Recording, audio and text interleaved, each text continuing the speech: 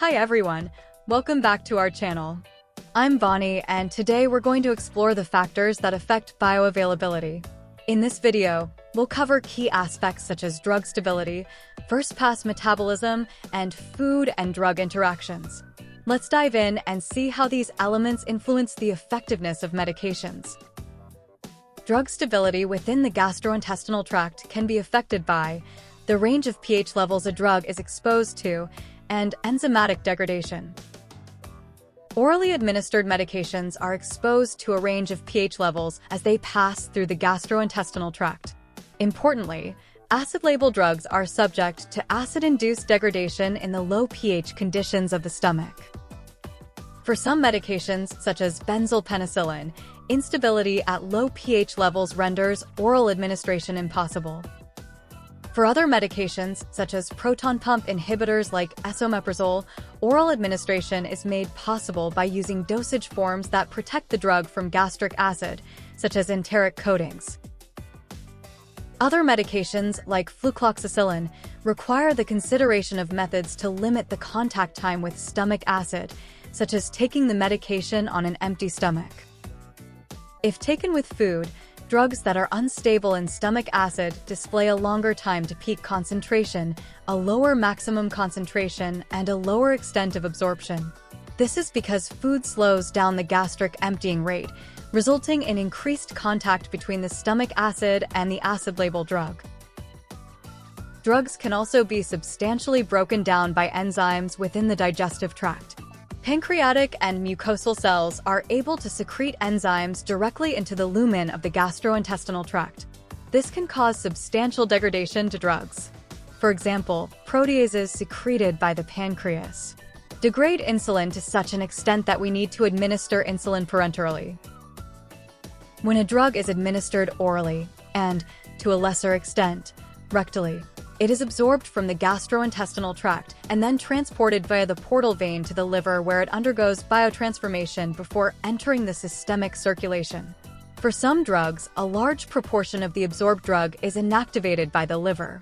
This means that very little of the drug reaches the systemic circulation. This first metabolic process is called first-pass metabolism, or the first-pass effect. An example of a drug significantly affected by first-pass metabolism is propranolol. Propranolol is almost completely absorbed after oral administration, but only 25% of unchanged drug reaches the systemic circulation due to first-pass metabolism. In contrast, first-pass metabolism can improve the bioavailability of prodrugs. An example of this is valacyclovir, which is metabolized to acyclovir in the liver.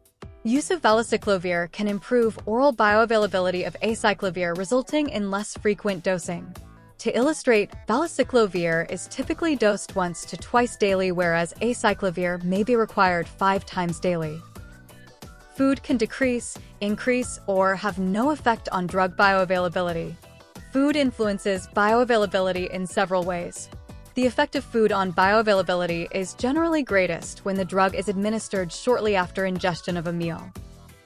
Food, particularly high-fat meals, lead to greater gastric acid secretion and lower gastric pH. They also delay gastric emptying. As a result, drugs that are acid-label are exposed to lower pH levels for longer periods of time and can be degraded to a much greater extent. On the other hand, food may improve the absorption of poorly water-soluble weak bases, such as itraconazole. Poorly water-soluble weak bases may be more prone to ionization and dissolution when taken with food, resulting in a greater extent of absorption despite a delayed time to peak concentration due to a delay in gastric emptying. It is recommended that most drugs are taken with a full glass of water, which is approximately 250 milliliters. This ensures that most of the drug is washed down the esophagus and is available for absorption. It also provides sufficient fluid for dissolution of the drug. Furthermore, larger volumes of fluid tend to distend or stretch the stomach, which can speed up the process of gastric emptying, meaning that the stomach contents moves more quickly into the small intestine and facilitates faster absorption. This is particularly noticeable for liquids that are low in nutrients, like water. Orally administered medications reach the stomach rapidly. Eventually, the stomach empties into the duodenum, which has the greatest capacity for absorption. Therefore, a delay in gastric emptying time will slow the rate and possibly reduce the extent of drug absorption for acid-label medications. A number of factors can delay gastric emptying.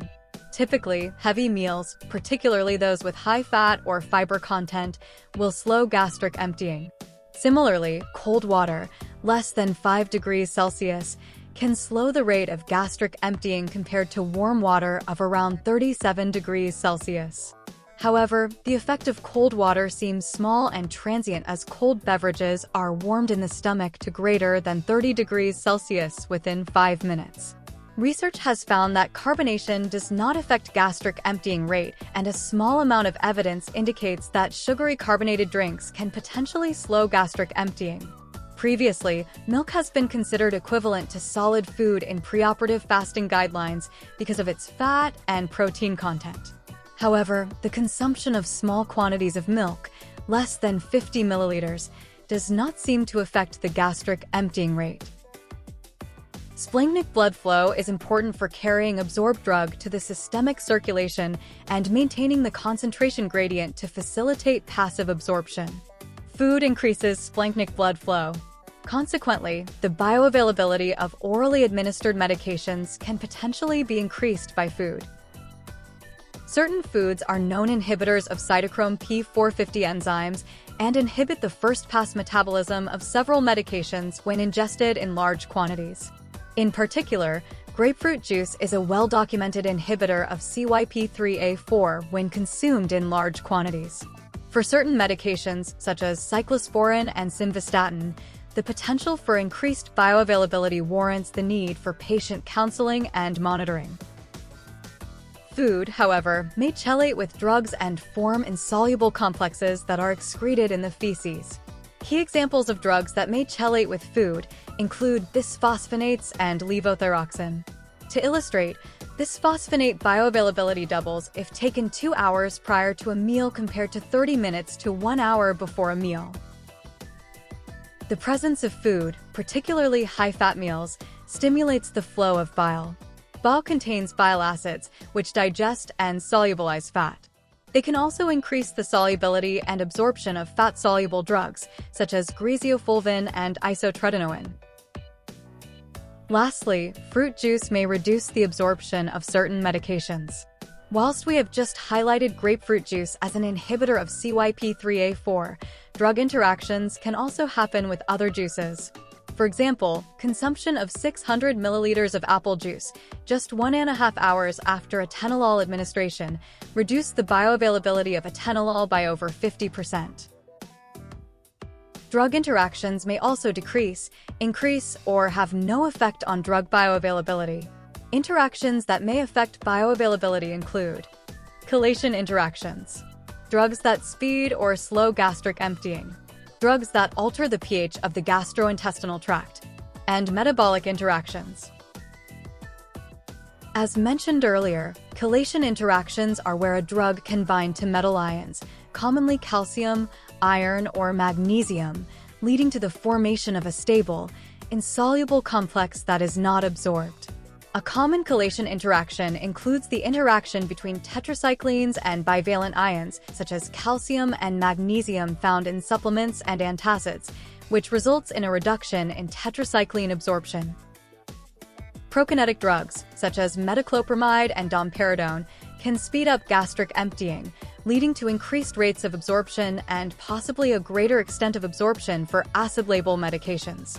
On the other hand, medications such as anticholinergics and narcotic analgesics can decrease the gastric emptying rate, slowing the rate of absorption and potentially lowering the extent of absorption for medications that are significantly degraded by the low gastric pH. Drugs that increase the gastric pH, such as proton pump inhibitors, can have variable effects on the absorption of several medications. First, increasing the gastric pH may reduce the degradation of acid-label medications like flucloxacillin, leading to increased bioavailability. However, the increased gastric pH may also reduce the dissolution of poorly water-soluble weak bases that depend on ionization for dissolution. As a result, bioavailability for weak bases may be reduced. Lastly, many drugs inhibit or induce a variety of enzymes involved in the metabolism of drugs. This can affect the first-pass effect, leading to clinically significant changes in bioavailability. Whilst active medications may have their bioavailability increased by enzyme inhibitors and bioavailability reduced by enzyme inducers, the bioavailability of prodrugs may be reduced by enzyme inhibitors and increased by enzyme inducers. Numerous medications also inhibit or induce the efflux transporter, PGP. Interactions with PGP are relatively insignificant, except if the interacting drug has a narrow therapeutic range and PGP is important for its distribution in the body. Thanks for watching. If you found this video helpful, please give it a thumbs up and subscribe to our channel for more insights. Until then, take care and stay informed.